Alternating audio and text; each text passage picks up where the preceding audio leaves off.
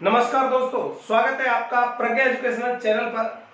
मित्रों, एक बार पुनः उपस्थित हूं मैं महत्वपूर्ण प्रश्नोत्तर की श्रृंखला में और हम क्लास 5 के अंतर्गत आज 10 महत्वपूर्ण प्रश्नों को देखेंगे। ये जो प्रश्न है साथियों, ये प्रश्न बाल विकास के अंतर्गत कोहलबर्ग का नैतिक विकास का सिद्धांत और जीन पियाजे के नैतिक विकास के सिद्धांत से मैंने स्पेशल प्रश्न लिए हैं। इनमें से कुछ प्रश्न आए हुए हैं और कुछ महत्वपूर्ण प्रश्न, अन्य महत्वपूर्ण प्रश्न है जो मैंने कलेक्शन किया है। आप इस वीडियो को देखने के बाद और गत वीडियो जो मैंने अपलोड किया था कोहलबर्ग का नैतिक विकास का सिद्धांत, आप उसको जरूर देखें। सवाल इनमें से अक्सर आते हैं और शायद इनसे बाहर नहीं आएगा।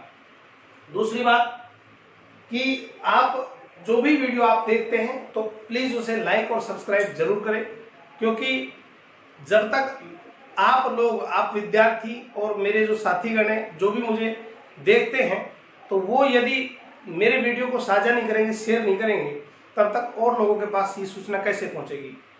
समय लगता है किसी भी चीज में। मैं बेहतरीन से बेहतरीन कंटेंट आपको देने के लिए संकल्पबद्ध हूं। तो आप मेरे वीडियो को जरूर शेयर करें, लाइक करें, और यदि आपकी कोई समस्या हो तो आप कमेंट बॉक्स में जरूर लिखें। मैं उसको जल्द से जल्द उस समस्या का समाधान या उसका उत्तर देने का प्रयास करूंगा। अब हम बात करते हैं क्वेश्चन नंबर 1 की। अब हम स्टार्ट करते हैं महत्वपूर्ण प्रश्नों को श्रृंखला में। हमारा पहला क्वेश्चन आपके समक्ष है। आपके समक्ष पहला क्वेश्चन है और पहला क्वेश्चन आपके समक्ष है कि यूरोप में एक महिला थी, उसको कैंसर था। डॉक्टर के अनुसार मात्र एक ही औषधि ऐसी थी जिससे उसका इलाज संभव था, वो कैंसर समाप्त हो सकता था। उनके पति ने एक औषध विक्रेता के पास जाता है और निवेदन करता है दवा खरीदने का, लेकिन वहां पर वो औषध विक्रेता उस दवा को 10 गुना अधिक कीमत पर बेचता है। साथियों, जो खरीदने वाला था, जो युवक था जिसका नाम हिंज था, वह हिंज उस दवा को खरीदता है, लेकिन उसके पास इतने पैसे नहीं थे। उससे रिक्वेस्ट करता है कि आप आधे कीमत पर मुझे ये दवा उपलब्ध करा दो। औषध विक्रेता मना कर देता है। रात को उसके स्टोर से वो व्यक्ति यानी हिंज उस दवा को चुरा लाता है। तो कोहलबर्ग के नैतिक विकास के सिद्धांत के अनुसार इसे किस अवस्था में रखेंगे, सवाल ये है। अब आपके सामने ऑप्शन है। सबसे पहला ऑप्शन है आपके सामने, ऑप्शन ए, आज्ञा व दंड की अवस्था। पहला ऑप्शन है आपके सामने, आज्ञा व दंड की अवस्था। दूसरी जो अवस्था है, दूसरी अवस्था आपके सामने अहंकार की अवस्था, अहंकार की अवस्था। तीसरी अवस्था है सामाजिक समझौते की अवस्था, सामाजिक समझौते की अवस्था। और साथियों, आपका डी ऑप्शन है, वो है विवेक की अवस्था, विवेक की अवस्था। बिल्कुल 4 ऑप्शन आपके समक्ष है। आप प्रश्न को सोचें और हल करें। आपने आंसर शायद सोच लिया होगा। मैंने काफी विस्तार से इसको क्वेश्चन को ही समझाने का प्रयास किया था। अब वो चुरा लाता है उस औषध को, तो वो नैतिक विकास की किस अवस्था के अंतर्गत हम उसको रखेंगे कोहलबर्ग के अनुसार। सबसे पहले आप ये समझे कि ये जो अवस्था है, इन अवस्थाओं का जिक्र मैंने गत वीडियो में भी किया था, कोहलबर्ग का नैतिक विकास का सिद्धांत। और नैतिक विकास के सिद्धांत में कोहलबर्ग ने 3 स्तर बताए नैतिक विकास के और 6 अवस्थाएं बताई। 3 तो स्तर बताए और 6 अवस्थाएं बताई। उन 6 अवस्थाओं में से यहां पर यह अवस्थाएं 4 दी हुई है। 2-2 एक स्तर के 2 पार्ट है। यहां पर जो ये पार्ट है, ये पार्ट अपना है जो है पोस्ट कन्वेंशन लेवल का। यहाँ पर 3 स्तर है, pre convention level, convention level और पोस्ट कन्वेंशन लेवल। यहाँ पर जो ये स्तर है, ये है अपना प्री कन्वेंशन लेवल का। Pre convention level, convention level और पोस्ट कन्वेंशन, ये पोस्ट कन्वेंशन का है, उत्तर परंपरागत स्तर। तो यहाँ पर अब आप समझे ऑप्शन क्या है, आज्ञा व दंड की अवस्था। साथियों, इस अवस्था में बालक दंड के कारण, पनिशमेंट के भय से नैतिक व्यवहार का आचरण करता है। उसको ज्यादा समझ नहीं होती, वहां पर वो पनिशमेंट के भय से नैतिकता का आचरण करता है। तो यहाँ पर उसको खूब समझती, व्यक्ति हिंज था, दवा चुरा लाता है, तो ये ऑप्शन आपका यहाँ पर गलत हो जाएगा। दूसरा ऑप्शन है अहंकार की अवस्था। अहंकार की अवस्था में, सरल अहंकार की अवस्था भी हम इसको कह सकते हैं। ये अवस्था ऐसी अवस्था होती है अहंकार की कि बालक अपनी इच्छाओं की पूर्ति चाहता है। यदि उस बालक की इच्छा की पूर्ति नहीं होती तो वो अनैतिक व्यवहार करता है, किसी भी रूप में उस चीज को प्राप्त करता है, तो वो बालक जिद करता है। यहाँ पर उसमें भी चेतनता का अभाव होता है, और ये अपना प्री कन्वेंशन लेवल का स्तर है, उसकी दूसरा विभाजन है अहंकार की अवस्था। ये भी बच्चे की होती है, ये भी नहीं होगा। सामाजिक समझौते की अवस्था, यहाँ पर इसके नाम से पता पड़ रहा है। सामाजिक समझौते से तात्पर्य समाज के रीति रिवाज, नियम कानून जो दायरे हैं उनमें बंद करके व्यवहार करना। वो बालक यदि व्यवहार करेगा तो यहाँ पर जो हिंद व्यक्ति था, अगर वो नैतिकता का व्यवहार उनके अनुरूप करता तो दवा को कभी नहीं चुराता। यहाँ पर दवा चुरा ली, इसलिए ये ऑप्शन भी आपका गलत हो गया। इसलिए अपना राइट आंसर होगा साथियों विवेक की अवस्था। यहाँ पर पहला क्वेश्चन था ये हमारा। अब हम बात करते हैं क्वेश्चन नंबर। दूसरा क्वेश्चन आपके समक्ष स्क्रीन पर है। किशोरों के चरित्र निर्माण से संबंधित वह अवस्था कौन सी है? यानी किशोरों के चरित्र निर्माण से संबंधित अवस्था कौन सी है? यहाँ पर आपके समक्ष ऑप्शन है। सबसे पहला हमारा ऑप्शन है परंपराओं को धारण करने की अवस्था। साथ ही पहला ऑप्शन अपना है परंपराओं को धारण करने की अवस्था।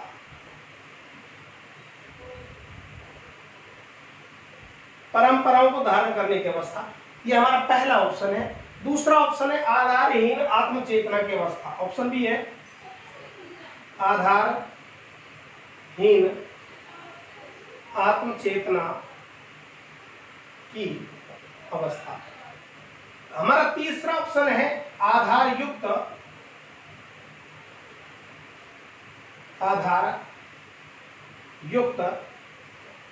आत्म चेतना की अवस्था। और हमारा चौथा ऑप्शन है स्व केंद्रित अवस्था। स्व केंद्रित अवस्था। चार ऑप्शन आपके समक्ष है। यहां पर सवाल क्या है, एक बार पुनः देखिए। आपने सोच लिया होगा आंसर। किशोरों के चरित्र निर्माण से संबंधित जो अवस्था है वह है निम्न में से कौन सी है?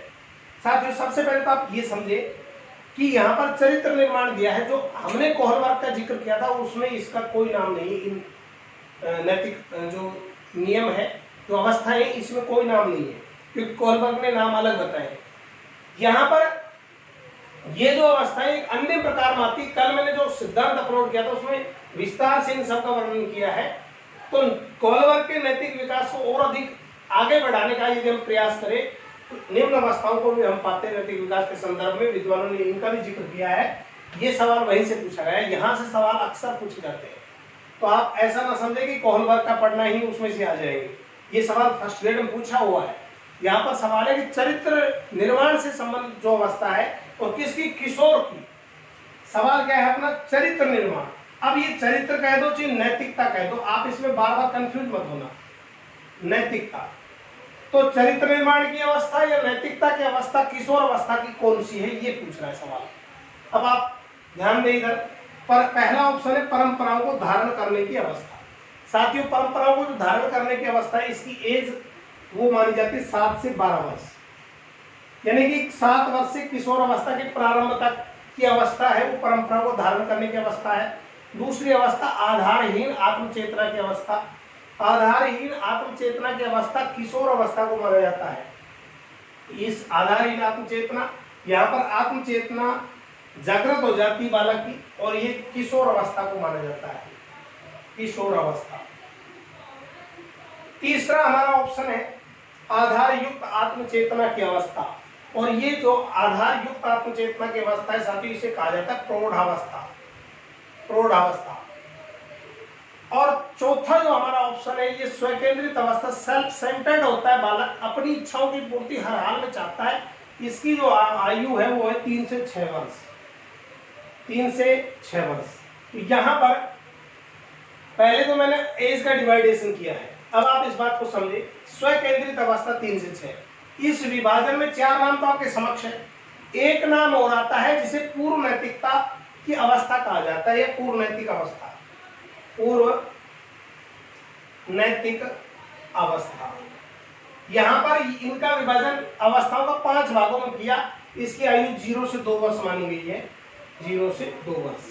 अब यहाँ पर आप देखें पूर्व नैतिक अवस्था में 0 से 2, यहाँ पर नैतिकता का बिल्कुल अभाव होता है, नैतिकता का प्रारंभ भी नहीं के बराबर होता है। यहाँ पर 0 से 2 वर्ष की आयु बच्चे में क्या नैतिकता होगी, क्योंकि जन्म के समय बालक ना तो नैतिक होता है और ना ही अनैतिक होता है। दूसरी जो अवस्था स्व केंद्रित अवस्था, सेल्फ सेंटर्ड अवस्था, यहाँ पर 3 से 6 वर्ष की आयु है। इस अवस्था में बालक में नैतिकता के गुणों का विकास होना प्रारंभ हो जाता है, प्रादुर्भाव हो जाता है।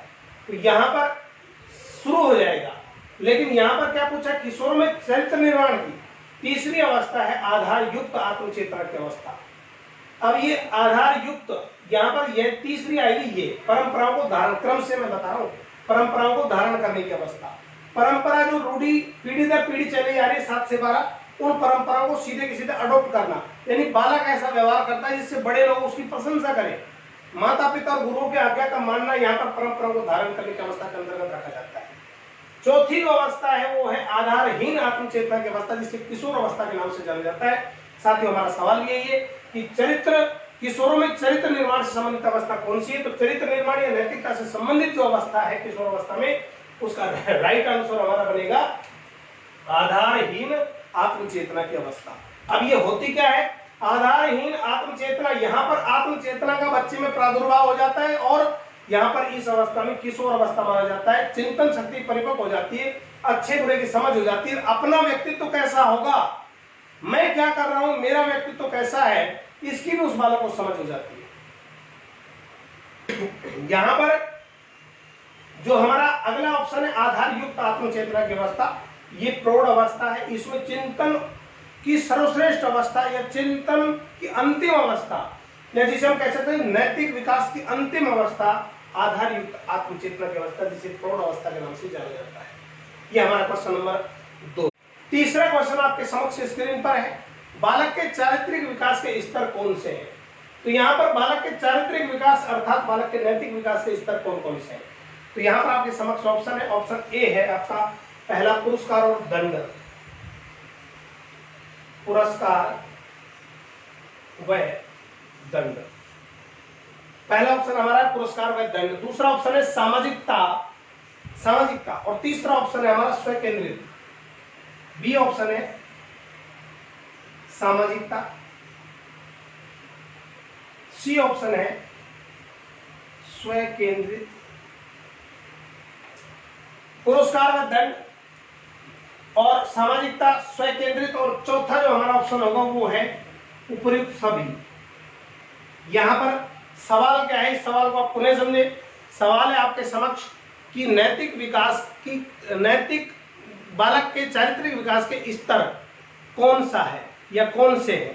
तो यहाँ पर बालक के चारित्रिक विकास के स्तर, पुरस्कार और दंड का स्तर, सामाजिकता का स्तर, स्व केंद्रित अवस्था, बिल्कुल साथियों सभी अवस्थाओं का जिक्र कोहलबर्ग ने किया है। इसका बहुत विस्तार से मैंने आपको बताया है, ये उन्हीं अवस्थाओं में से। तो यहाँ पर उपयुक्त सभी हमारा राइट आंसर होगा, उपयुक्त सभी। नेक्स्ट क्वेश्चन, क्वेश्चन नंबर हम अब बात करते हैं चौथे की। चौथा हमारा क्वेश्चन आपके समक्ष कि नैतिक विकास को कौन से कारक प्रभावित सर्वाधिक करता है? नैतिक विकास को सर्वाधिक कौन सा कारक प्रभावित करता है? चौथा सवाल आपके समक्ष है। इस कौन सा कारक होगा जो सर्वाधिक प्रभावित करेगा? ऑप्शन आपके समक्ष है। सबसे पहला ऑप्शन है घर परिवार का वातावरण या घर परिवार, ऑप्शन ए है घर परिवार। ऑप्शन जो बी है वो है बौद्धिक स्तर यानी बुद्धि, बौद्धिक स्तर। ऑप्शन सी है लिंग, ऑप्शन सी क्या है? लिंग। और साथियों ऑप्शन जो डी है वो है शारीरिक स्वास्थ्य, ऑप्शन डी है शारीरिक स्वास्थ्य, स्वास्थ्य। यहां पर 4 ऑप्शन आपके समक्ष है, चार ऑप्शन में पहला ऑप्शन है घर परिवार, यानी बालक के नैतिक विकास जो है उस नैतिक विकास को कौन सा कारक सर्वाधिक प्रभावित करता है? घर परिवार। बिल्कुल साथियों, यहाँ पर घर परिवार का वातावरण बालक के नैतिक विकास को बहुत प्रभावित करता है, सबसे महत्वपूर्ण है ये। और इसका जो राइट आंसर है वो है घर परिवार। बिल्कुल राइट आंसर अपना क्या है? घर परिवार। इसके बाद यहाँ पर यदि हम देखें, यदि ऑप्शन चेंज हो जाए, और ऑप्शन चेंज क्या हो जाए, यदि ऑप्शन यहाँ पर घर परिवार के स्थान पर यदि क्रीड़ा स्थल आ जाए साथियों, क्रीड़ा स्थल, तो ध्यान रखना हमारा ऑप्शन राइट होगा क्रीड़ा स्थल। एक बालक के नैतिकता को, एक बालक के चारित्रिक विकास को सर्वाधिक प्रभावित करता है क्रीड़ा स्थल। यहाँ पर यदि दोनों ऑप्शन, पहली बात तो दोनों ऑप्शन आएंगे नहीं, क्योंकि घर परिवार का भी महत्वपूर्ण रोल है। बालक नैतिकता के गुण सबसे पहले अपने परिवार से सीखता है, घर परिवार का अहम रोल होता है। इसके बाद क्रीड़ा स्थल आता है। यहाँ पर नेक्स्ट क्वेश्चन हम बात करते हैं क्वेश्चन नंबर जो है 5 की, और क्वेश्चन नंबर 5 हमारा है क्वेश्चन नंबर 5। अब हमारा नेक्स्ट क्वेश्चन आपके समक्ष स्क्रीन पर है, क्वेश्चन नंबर 5। नैतिकता के विकास का उच्चतम स्तर कौन सा है? तो यहाँ पर नैतिक विकास का उच्चतम स्तर कौन सा होगा? आपके समक्ष ऑप्शन है। ऑप्शन ए है सत्यवादिता, सत्यवादिता। यहाँ पर सत्यवादिता अपना पहला ऑप्शन है, सत्यवादिता। दूसरा ऑप्शन है आत्मसम्मान, ऑप्शन बी होगा आत्मसम्मान। ऑप्शन सी होगा मानवीय चेतना, मानवीय चेतना। और ऑप्शन डी होगा सभी। ये उपयुक्त सभी बहुत खतरनाक ऑप्शन है। आरपीएससी में तो कई बार किस्मत ही खुल जाती है उपयुक्त सभी से, लेकिन यहाँ पर ऐसा नहीं है। यहाँ पर अपना ऑप्शन और राइट आंसर भी अलग है। साथियों, हमारा राइट आंसर आपने सोच लिया होगा, हमारा राइट आंसर होगा मानवीय चेतना। यहाँ पर हमारा सवाल था कि नैतिक विकास का उच्चतम स्तर कौन सा है? तो नैतिक विकास का या चारित्रिक विकास का सबसे श्रेष्ठ स्तर मानवीय चेतना है, विवेक की अवस्था जिसे हम कहते हैं। यहाँ पर राइट आंसर होगा मानवीय चेतना। इसके बाद हमारा नेक्स्ट क्वेश्चन है क्वेश्चन नंबर 6। पियाजे ने नैतिक विकास की कितनी अवस्थाएं बताई? सवाल आपके सामने है, पियाजे ने नैतिक विकास की कितनी अवस्थाएं बताई? आपके समक्ष ऑप्शन है, option A 5, option B 2, option C 4 और ऑप्शन डी 6। पियाजे ने नैतिक विकास की कितनी अवस्थाएं बताई? यहाँ पर हमारा जो राइट आंसर होगा, आपने सोच लिया होगा, राइट आंसर होगा हमारा ऑप्शन बी, यानी पियाजे ने नैतिक विकास की 2 अवस्थाएं बताई। साथियों, 2 केवल किस आधार पर बताई, यहाँ पर ध्यान रखना, किताबों में आपको नहीं मिलता सब जगह। मैं आपको स्पष्ट कर रहा हूं कि पियाजे ने नैतिक विकास का सिद्धांत दिया, और नैतिक विकास के सिद्धांत में संज्ञान विकास के आधार पर ये 2 अवस्थाएं किस आधार पर बताई? संज्ञान विकास अर्थात बुद्धि के विकास के आधार पर, संज्ञान विकास के आधार पर कितनी अवस्थाएं बताई? 2। लेकिन साथियों, संज्ञान विकास के आधार पर ना करके यदि सवाल पूछा जाए कि सामाजिकता के आधार पर, तो यहाँ पर एक सवाल और बनता है कि उसने नैतिक विकास की कितनी अवस्थाएं बताई? वहां पर 4। तो आप ध्यान रखना, 4 भी बताई थी उन्होंने। और जो है साक्षात्कार के आधार पर, साक्षात्कार के आधार पर 4 अवस्थाएं बताई। और 4 अवस्थाओं में सबसे पहली जो अवस्था है वो अनियमित अवस्था, दूसरी अवस्था विषम जातीय अधिकार अवस्था, तीसरी अवस्था विषम जातीय परस्परता अवस्था, और चौथी जो अवस्था बताई वो बताई स्वशासित अवस्था। तो यहाँ पर साक्षात्कार के आधार पर 4 अवस्थाएं बताई जीन पियाजे ने नैतिक विकास की, और संज्ञान विकास के आधार पर 2 अवस्थाएं बताई। इस बात का आप विशेष ध्यान रखें। हमारा नेक्स्ट क्वेश्चन आपके समक्ष कि नैतिक विकास की किस अवस्था में बालक को अच्छाई और बुराई का ज्ञान हो जाता है?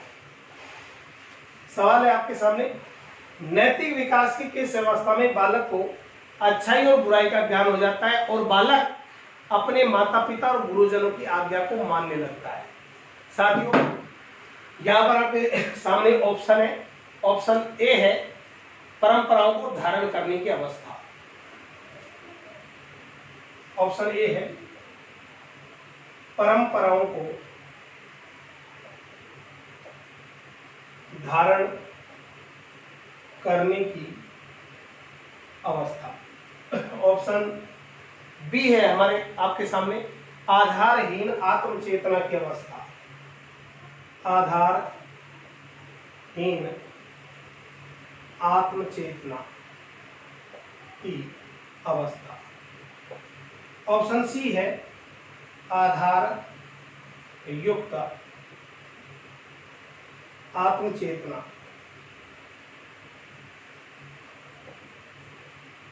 आधार युक्त आत्मचेतना की अवस्था और एक है स्वशासित अवस्था। बी ऑप्शन है हमारा स्व शासित अवस्था। सवाल आपके सामने था। सवाल क्या था? नैतिक विकास की किस अवस्था में बालक को अच्छाई और बुराई का ज्ञान हो जाता है और बालक अपने माता पिता और गुरुजनों की आज्ञा को मानने लगता है। तो यहाँ पर अवस्था 4 आपके समक्ष है और 4 अवस्थाओं में सबसे पहला परंपराओं को धारण करने की अवस्था है, फिर आधारहीन आत्मचेतना की अवस्था है। तो मैंने आपको ये क्लियर पहले भी समझा दिया था कि आधारहीन आत्मचेतना की अवस्था तो मैंने आपको बताया था किशोर अवस्था। यहाँ पर तो मैंने आपको बताया था ये तो किशोर अवस्था है और परंपराओं को धारण करने की अवस्था ये 7 से 12 वर्ष है। यहाँ पर हमारा राइट आंसर होगा परंपराओं को धारण करने की अवस्था। क्यों? क्योंकि इस अवस्था में बालक माता पिता गुरुओं की आज्ञा को मानने लग जाता है, परंपराओं को मानने लग जाता है, इसलिए राइट आंसर होगा परंपराओं को धारण करने की अवस्था। ये सवाल। अब हम बात करते हैं क्वेश्चन नंबर 8 की। क्वेश्चन नंबर 8 आपके सामने है कि नैतिकता के नियम, यहाँ पर डैश करके दिया हुआ है नैतिकता के नियम। अब नैतिकता के नियम क्या है? तो नैतिकता के नियम अपरिवर्तनशील होते हैं। ऑप्शन ए है आपके सामने, नैतिकता के नियम अपरिवर्तनीय अपरिवर्तनशील होते हैं।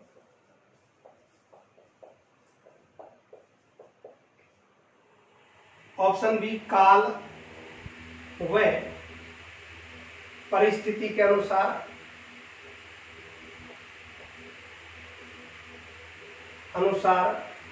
परिवर्तनशील होते हैं।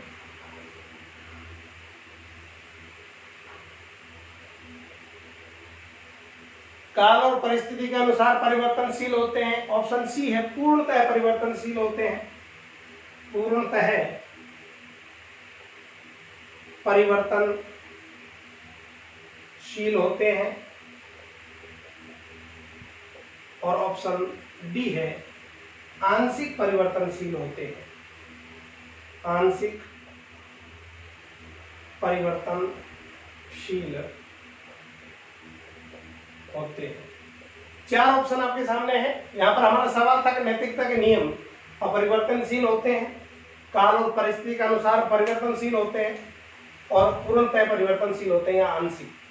साथियों अपरिवर्तनशील होते हैं, नैतिकता के नियम अपरिवर्तनशील होते हैं, ये बात तो बिल्कुल गलत है क्योंकि नैतिकता के नियम बदलते रहते हैं। आज मेरे सोच किसी के प्रति कैसी है और हो सकता है मैं बिल्कुल किसी चीज को मानता नहीं और बाद में उस चीज को मान लगा, उसमें आस्था बढ़ जाए, तो वहां पर नैतिकता के नियम परिवर्तनशील होते हैं, अपरिवर्तनशील नहीं होते।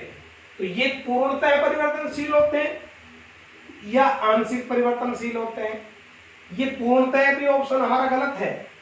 पूर्णतः भी परिवर्तनशील नहीं होते क्योंकि मूल जो हमारे विचार होते हैं वो पूर्णतः परिवर्तित कभी नहीं होते।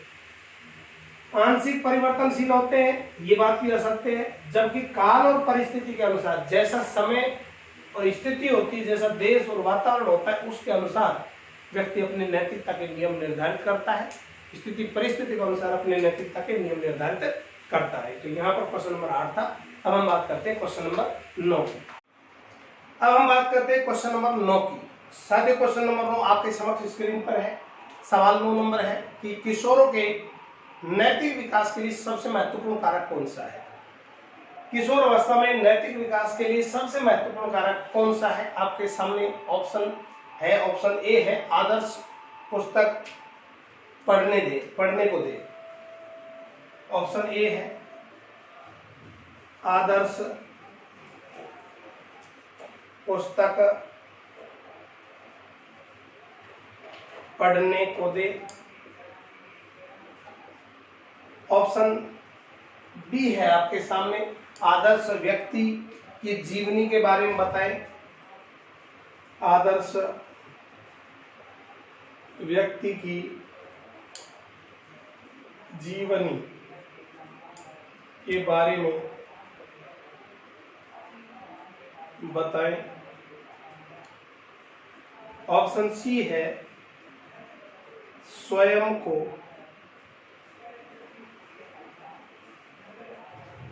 आदर्श रूप में प्रस्तुत करें।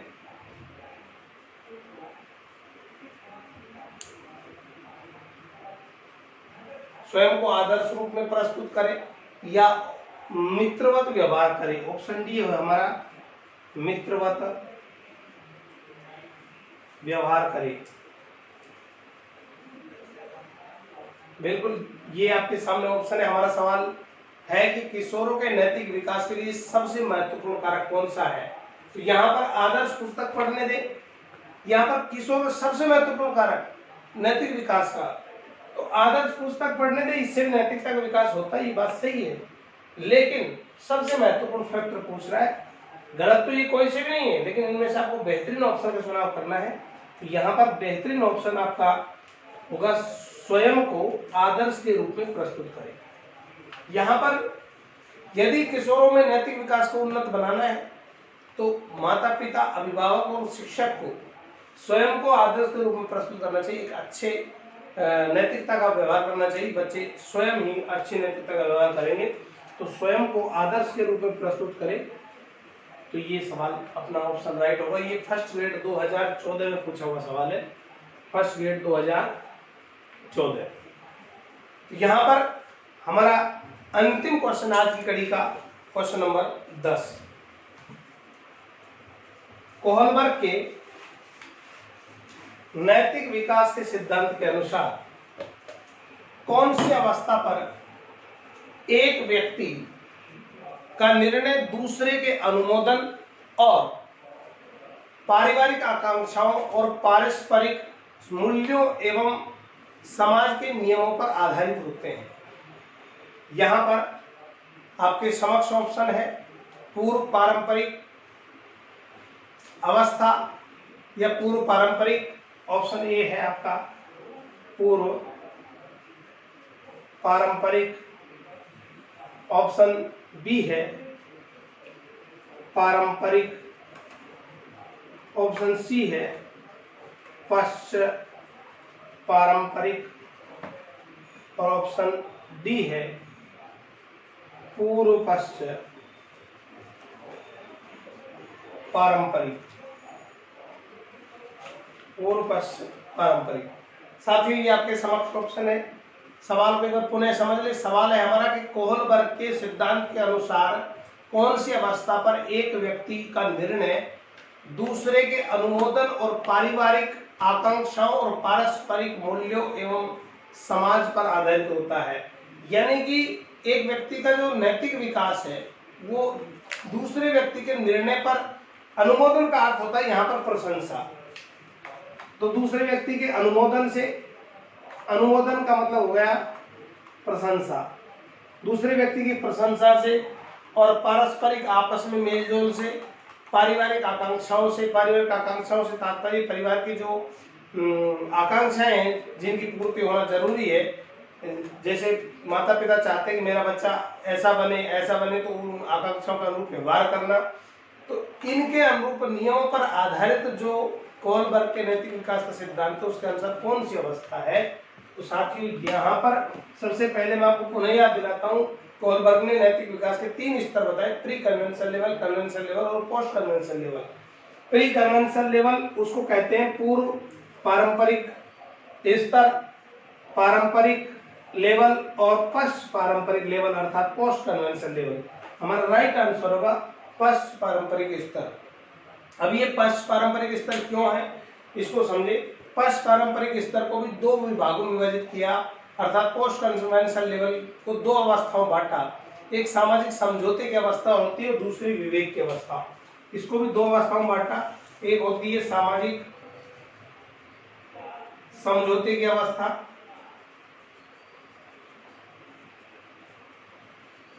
और दूसरी है वो है विवेक की अवस्था। विवेक की अवस्था, ये पश्च पारंपरिक जो स्तर है इसमें दो भागों में सामाजिक समझौते की अवस्था और विवेक की अवस्था। यहाँ पर सामाजिक समझौते की अवस्था से तात्पर्य कि समाज के जो नियम कानून दायरे हैं उनके अनुरूप उससे समझौता करने में बच्चे को फायदा होता है और उसे खुशी मिलती है, तो उसके अनुरूप ही वो व्यवहार करता है ताकि लोग उसकी प्रशंसा करें। यहाँ पर विवेक की अवस्था में चिंतन शक्ति पूर्ण परिपक्व हो जाती है, उच्चतर स्तर है, अंतिम अवस्था है। तो यहाँ पर हमारा जो राइट आंसर होगा वो अपना होगा पश्च पारंपरिक अवस्था। साथियों, आज हमने 10 क्वेश्चन देखे। नेक्स्ट वीडियो में आपके समक्ष पुनः जल्दी उपस्थित होगा। आपको यदि वीडियो पसंद आया तो आप चैनल को सब्सक्राइब और वीडियो को लाइक जरूर करें। Thank you, have a nice day.